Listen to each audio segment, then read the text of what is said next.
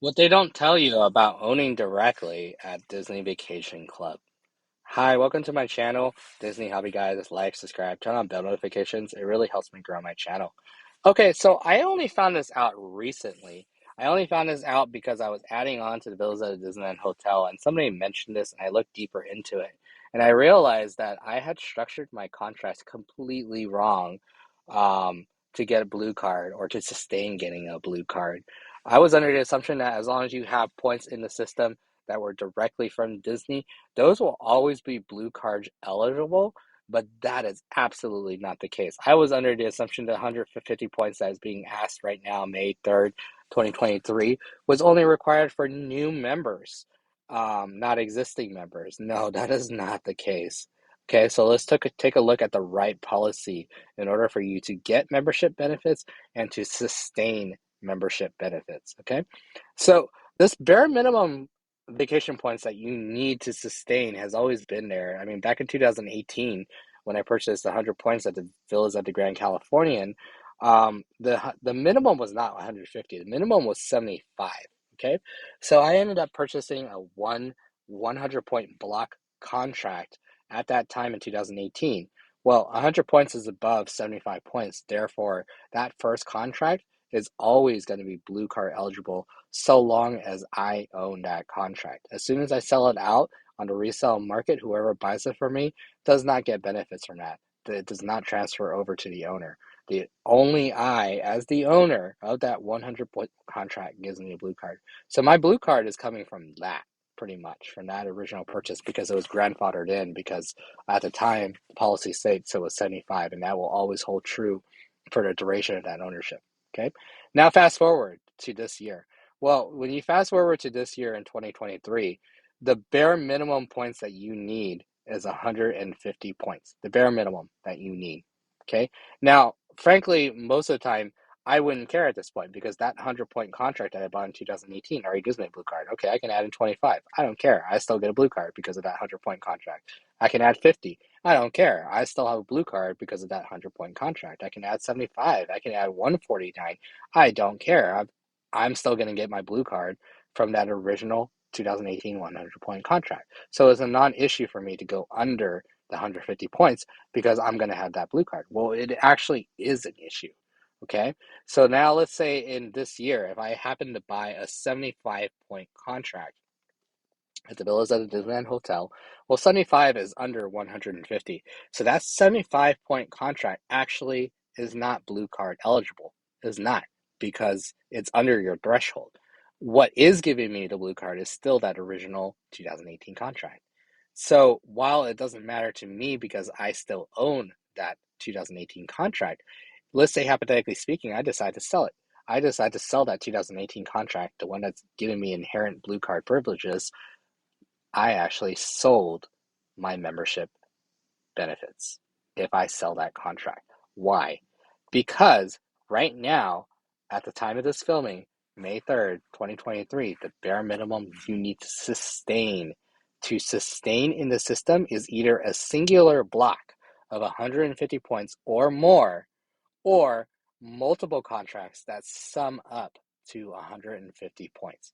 If you cannot achieve either or, you are not blue card eligible. So what that means is that if I sell that first 100 point contract and I'm left with 75 points, that 75 points means that I don't qualify for benefits. Even though I bought directly from Disney, that 75 points does not qualify me for benefits.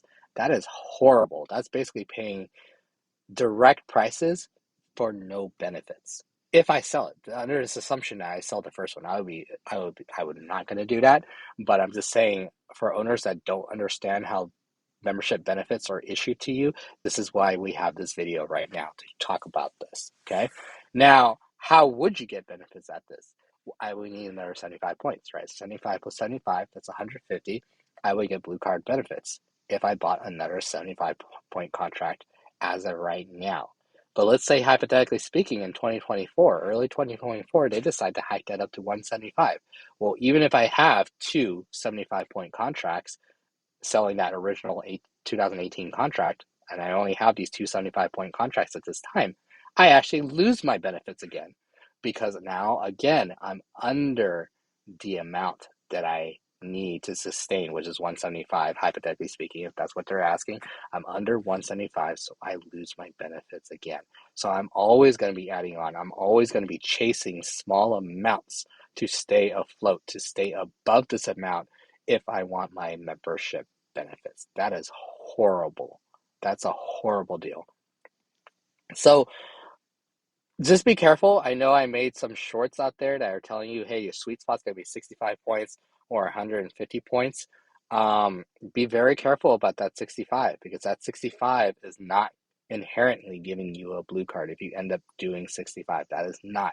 It does qualify for the pooled amount that you need to qualify for the membership benefits, but it does not qualify itself as the contract just by itself will not give you a blue card benefits. Okay, be very careful how you structure this. You would need to, in order to get around this, you would need to purchase obviously one 150 block all in one contract, which I think is financial suicide at the villas at the Disneyland Hotel, just because you're going to have a very hard time to sell that 150 point block.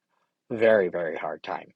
Because whoever buys that from you can only use it at the villas at the Disneyland Hotel, which will 100% be impacted down the road. Right now, maybe not so much because new owners are still coming in and picking up that particular resort. But once it gets saturated, once it gets sold out, quote unquote, it is not going to be a pretty scenario. And for you to only be stuck at that without even having Grand Californian as an option, you might be buying, 30 grand worth of points that you can't even use because you can't go anywhere else. If you have holding points in your account, you're not going to find a reservation.